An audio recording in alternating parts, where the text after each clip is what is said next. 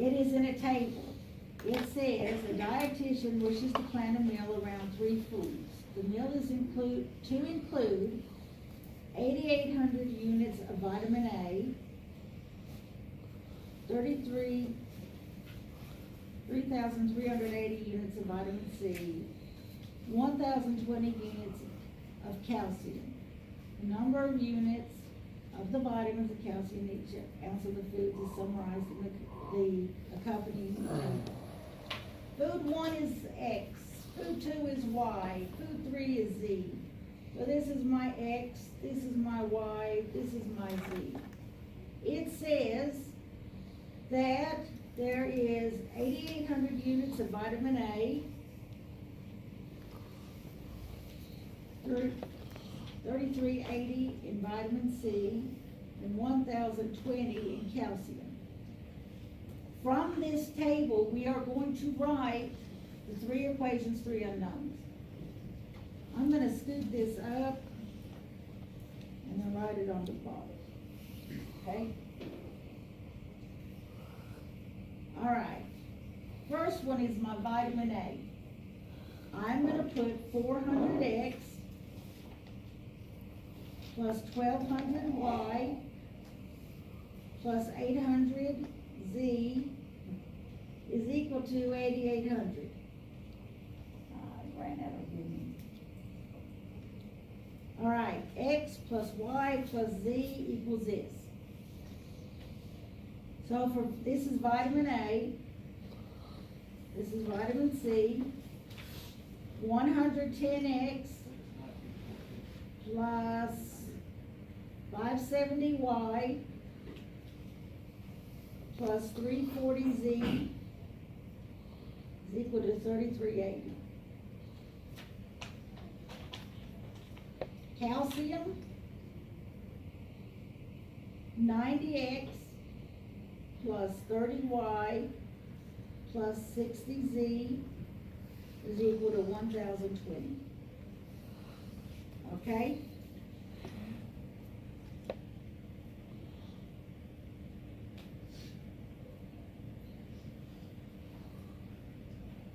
No, okay? Okay? When the chart is given, when it told me that my vitamin A was 8,800, that told me, because either you're gonna do columns or rows, that I have to do the row. Because it said vitamin A is equal to this. Vitamin C is equal to this. Calcium is equal to this. But I have to turn that into 3 equations, 3 unknowns. So this is my X column, my Y column, my Z column. No, you cannot go this way. It didn't say, oh, I have 8,800 units of food 1. It didn't say anything. So I'm gonna let food 1 be X, food 2 be Y, food 3 be Z. Okay? Either you're gonna use the columns or you're gonna use the rows, and it all depends on how it's written.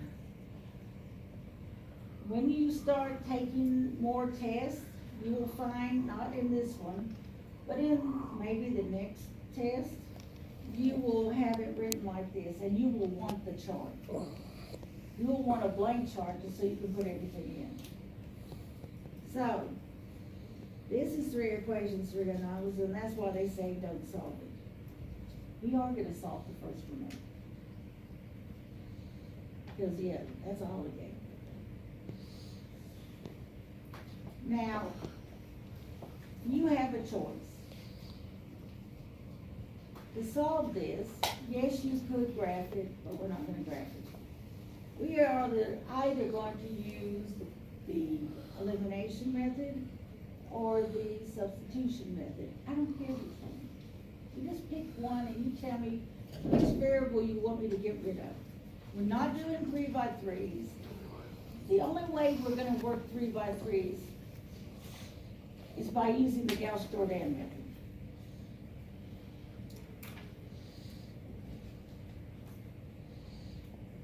Which we'll do on Tuesday.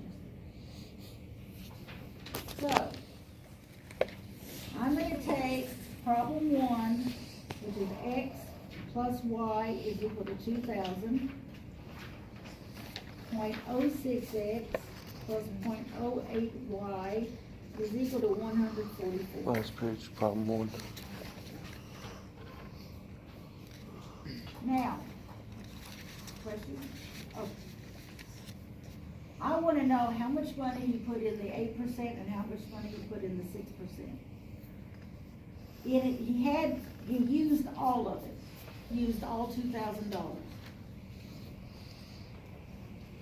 Do you want me to leave the decimals in there? Good. So, we're gonna get rid of them. What we're gonna do before we do anything is we're gonna multiply this whole equation by 100.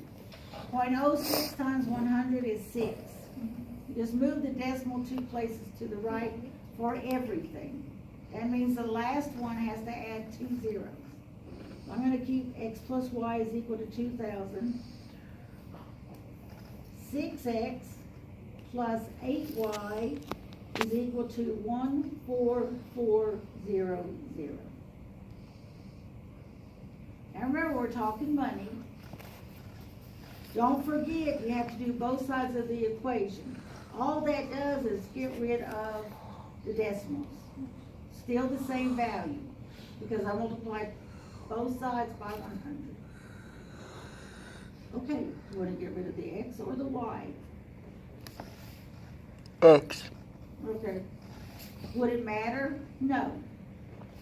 Okay, so I want to get rid of the x. The bottom row has a 6. I need this top row to be a negative 6. So I'm going to multiply the whole top row by negative 6. So I will have a negative 6x minus 6y is equal to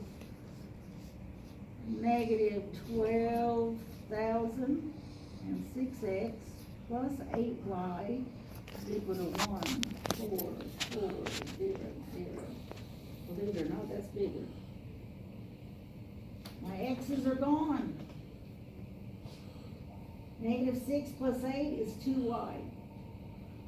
Is equal to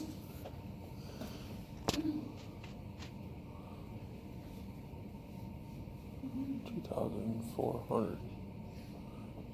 2,400.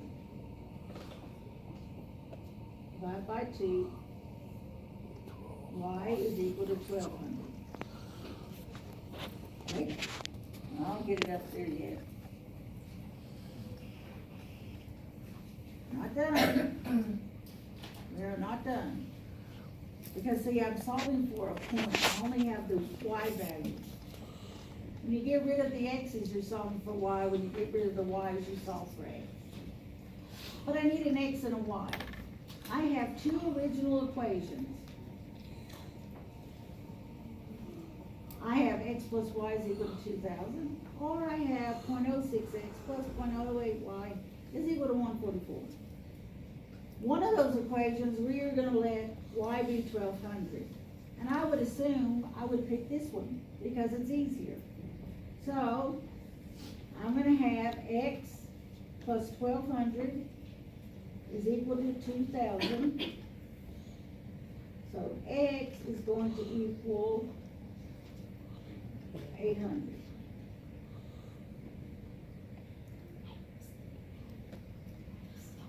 When did 144,000 minus 12,000 equal 2,400?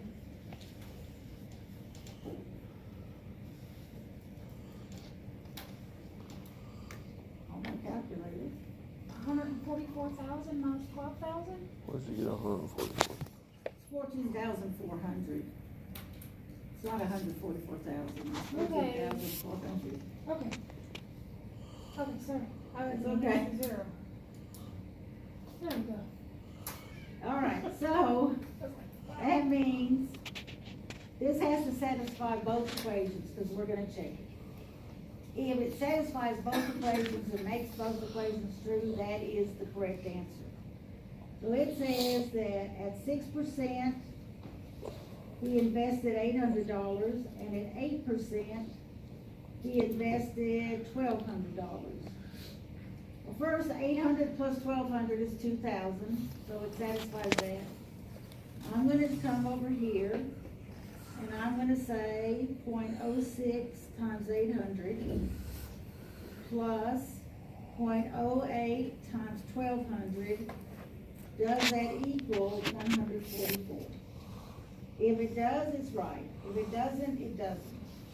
So I'm just gonna put it in my calculator as 0.06 times 1200 plus 0.08 times, I didn't do it right, 0.06 times 800 plus 0.08 times 1200. You put it in your calculator and it equals 144. I know you don't. Hang on.